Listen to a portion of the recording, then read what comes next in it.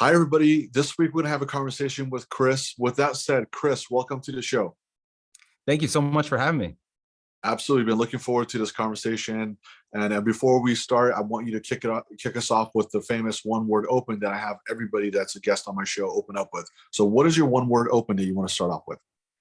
Alignment is the word of the day. Very cool. All right. With that said, let's go right into your business. Take the next few minutes, give us a little insight into your background, Chris, as a person, and then also talk about your business, how you started, where you are at now, and where you're heading, and how you help people.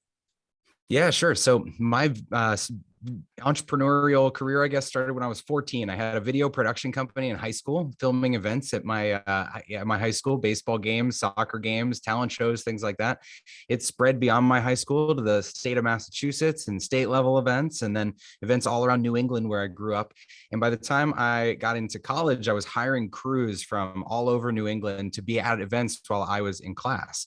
So the business kept growing in college. And after school, I set up an office in California, an office in Ohio. We ended up with about 300 camera operators filming events across the country. So the reason this is important is because I didn't know it at the time, but I was really building some muscle in training remote people and getting those crews up to speed on how to do what they needed to do when they showed up at an arena with the crew and the gear that we sent out to them. And so 13 years running that business, I sold the company and then started consulting for other small companies on systems and processes and technology and training. And really, it all culminated in starting Trainual, the software business, which helps small growing companies package together their playbook, as we call it. It's their culture, it's their people, their policies, processes, how you do what you do, and who you are all in one place so you can onboard and train your new teammates. Awesome. I can't wait to dive into that so we can find out more about the playbook and how you help SMBs as well. With that said, let's just start with the pandemic. So tell us how the pandemic impacted your business and how did you pivot to, come out on the other side and all that good stuff? So week one, the dramatic pivot was that we stopped all our ad spend because we knew that people's attention was elsewhere. They weren't going to start spending money to sign up. And so instead, we set up a new website called Remote Work Resources. And we put all our energy into blogging, creating templates, teaching people how they can work remotely with dispersed team members. And then we started shifting our ad spend to be about trying to get those blog articles out there. So in a couple of weeks, we saw a 300% increase in traffic to our website. We focused on education and leading with that. We offered our existing customers up to 3 months free with the software so that while they were working from home trying to figure things out, they could invest the time in setting up their accounts and not leave us. And then we started to rebuild. So fortunately, we didn't get hit too hard at the beginning of the pandemic, and we've grown almost 400% since it started. So all in all, I'd say, companies understood the need more than ever for getting all their people aligned when they're spread out. Well, that's remarkable. And it's awesome to see how you're able to help people. And at the same time, you're able to go 400% up. So that's a huge lift. Cool. With that said, yeah, of course. Tell us more about, a recent win. So that's something that you had in the business that you think is powerful for you to mention to the audience real quick. That's something that you just got a huge W on the board, so to speak. And then tell us your takeaway from it. So what did you learn from it as you went through that journey? Yeah, so I'll share two that are very related. So the first, the big headline people may have heard is last year we did a big funding round, $27 million of capital to really scale the business. But 2 years before that, the first year of the company, I competed in this startup event where I learned how to put together a pitch deck and how to communicate to investors and how to explain the opportunity of our business. We were fortunate to win that event and have Steve Wozniak, one of the co-founders of Apple, present the award. And I remember when I was getting that award, understanding the importance of really concise communication, whether you're trying to sell a customer or sell a new employee that works for you, find a partner to scale the business. It really comes down to communication being everything. And if I hadn't learned that early on, there's no way we would have raised money in the later years. That's really awesome. You gotta be able to communicate effectively, like you were saying, Yeah. You know better than anyone, right?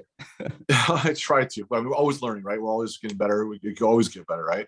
With that said, let's talk about a failure. So we all deal with failure. It happens, part of life and business and all that good stuff.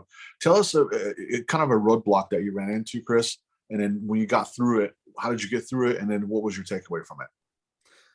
Yeah, so failure for me seems kind of like when you're in one of those corn mazes and you keep bumping up into a wall, but then eventually you find your way out and you don't look back at the maze and think, oh, look how many times I failed. You look and say, oh, wow, I actually found a way out. And I had to hit some of those walls in order to know which paths not to take. And so it's always hard when people ask like biggest failures, things like that. So one of the most recent failures or things that I've taken really personally is we had our seventh employee take a job at a different company. And so maybe he'll even hear this and then he can hear me talking about it. But, that hurts when someone leaves that has been part of the story, part of the ride. And so it really made us look inward to figure out, what weren't we doing to show people they were appreciated or to understand someone's, comp package or whatever it was. And in this case, he took an offer that he couldn't refuse, but, I think it was a healthy thing for the business to just really think about how do we take care of all of our existing people, because keeping your people is more important than getting new ones. If you're losing all your existing people, then you can't really get much else done.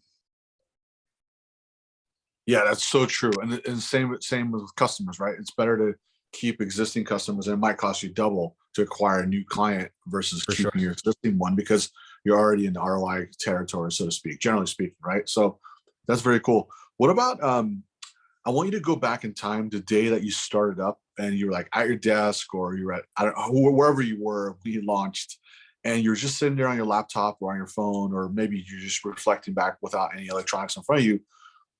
If you could go back to that moment, Chris, and you could just give yourself one piece of advice, so that way the audience listening could also kind of figure this out as well. What would be that one piece of advice that you could go back in time and give yourself on the day you launched? I would say set really big long-term ambitions and set really short-term milestones that are easy achievements. And so when I first launched, I had this, grand, these big aspirations that, okay, now I'm a software mogul, like I've got this software product. I had this list. I thought, okay, I'm going to announce this new software product. And day one, week one, I expect to have a few hundred customers because it's a low price point. That was totally crazy on my part. We ended up with 3 customers after week one, really building a business that, even especially one at a low price point. When you've got a volume game, it's a long-term game. And so you really have to just celebrate the little quick wins and be happy with those. So I wouldn't have gotten discouraged. I would have just tried to set small bite-sized goals and knock them down one after the next. That's super interesting. I appreciate you sharing that with us as well. So let's talk about the typical sweet spot of a client that's listening. They're an SMB right now. We have SMBs, we have thought leaders, we have PE firms, VC firms that are listening. But let's just say specifically, this person listening right now is an SMB, and I want you to kind of speak to them right now. What's the number one problem that they would be facing? Let's just say they're facing it today, or they will face it in the future. And when that problem arises, or they're about to go through it, what would that problem look like in order for it would make sense for them to reach out to your company to get some help? Yeah, the problem is you can't do everything yourself. And so as a business grows, whether you're growing from 1 to 2 people or 2 to 4 people or 5 to 10 people, you realize that you've got to subdivide roles and responsibilities. So you've got to set clear expectations for who does what. And then you've got to write down or record your best practices, document what you do so that you delegate to somebody and they actually can perform, to the level that you expect. And so many people are afraid to give off tasks because they say, oh, it's easier to just do it myself. It'll take too long to train somebody. And so really it's understanding that you can't do everything yourself. And then once you get to that point, if you want to be able to leverage other people and scale your business, you can't do it all. You can't train everyone yourself either. And so you need to be able to record how you do things and put those in a place where people can learn them. And so that's what our product does. That's awesome. So those that were listening right now, they'll know exactly what kind of pain points, if they run into, it would make sense for them to reach out and check you out. So with that said, give us your social handles for your company and give us your website address. That way, if that pain point exists or they're about to get into that territory, they know how to find you. Yeah, so the company's Trainual, like a training manual. So trainual.com. My website is chrisronzio.com. And I'm just Chris Ronzio on LinkedIn or Instagram. Those are the two places I hang out most. Awesome, man. So give us your one word close and tell us why you're choosing to sign off with this word. I'd say grateful is the one word. And, I'm grateful for the opportunity to share my story every chance I get. I'm grateful to be in a position where I'm building a company and getting to support so many other lives and families and customers that we have. I'm grateful that, businesses across 180 countries around the world get to use our product and know who we are. And so it's just fun building business and I love it. That's awesome, Chris. Well, folks, there you have it. There's Chris. He came from a place of kindness. He's talking about being grateful. And also what I love, a lot of things that you said, specifically what really sticks out for me. I'm not sure where the audience fits in this as well. And those listening, when you talked about the failures, it's like a maze, corn maze. I think going forward the rest of my life, I will never look at, if I had a speed bump or a failure, I'll look at it that way, thanks to you and other audience as well. So Chris, thank you very much. Thank you so much. This was fun. Absolutely.